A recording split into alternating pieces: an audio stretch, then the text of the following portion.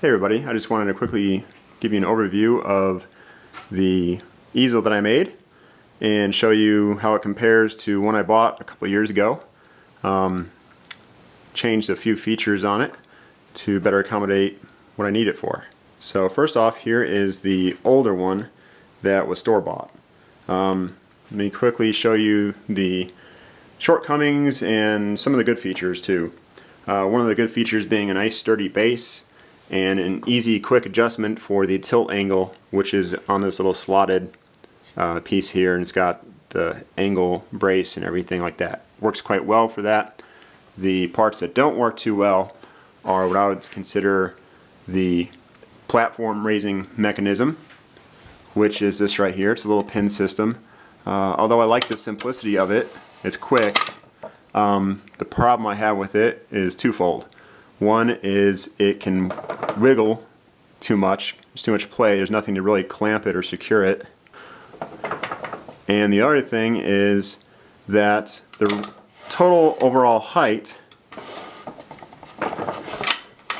is only about waist high. So if I was in a seated position, that'd be just fine. But when I stand up, I want my eye level to be right about here, and instead I'm having to look way down here. So that's problematic. And also the center mast raises up with this base platform, and being one single unit, it's wobbly too, so I don't really like that too much. Let me get on over here and show you what I've done to improve, hopefully improve this. I think it's an improvement anyway. Although it's not quite as nice, the base is very, very similar.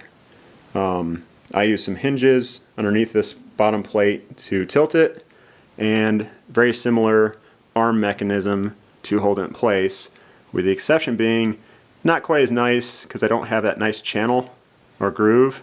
Instead I have 3 different holes. I can still move it, but I just have to take the bolt out. That's a little bit cumbersome, but how often do you really change the pitch angle anyway? Okay, moving right along.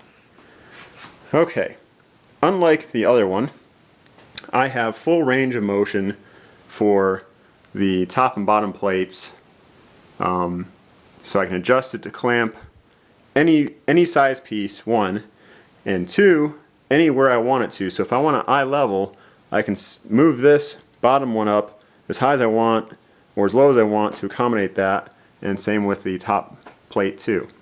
The other thing is, unlike the other one, is there's no wobble to this. When it's secure, it really is secure. It's secure. I will shake the whole thing versus just shaking part of the easel. So in other words, as long as I'm on solid ground, it's not going to shake. So the way I accomplish that is I have a 2-rail system using conduit, and it's just a clamping system, really. This compression happens between this back plate here and this front plate here. And if I could ever get this to focus again, I might actually see it. Okay, there we go. I have a single spring in there which pushes the 2 plates apart.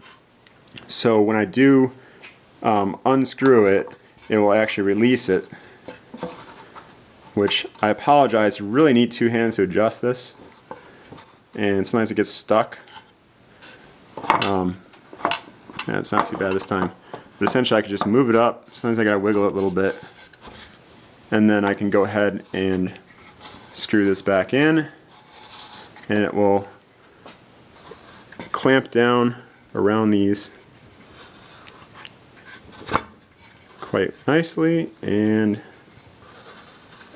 once I'm there, okay, I can push on this and it'll take probably 200 pounds to actually move it, if it'll even move it, because it really does hold against this. It pinches right against this conduit really well.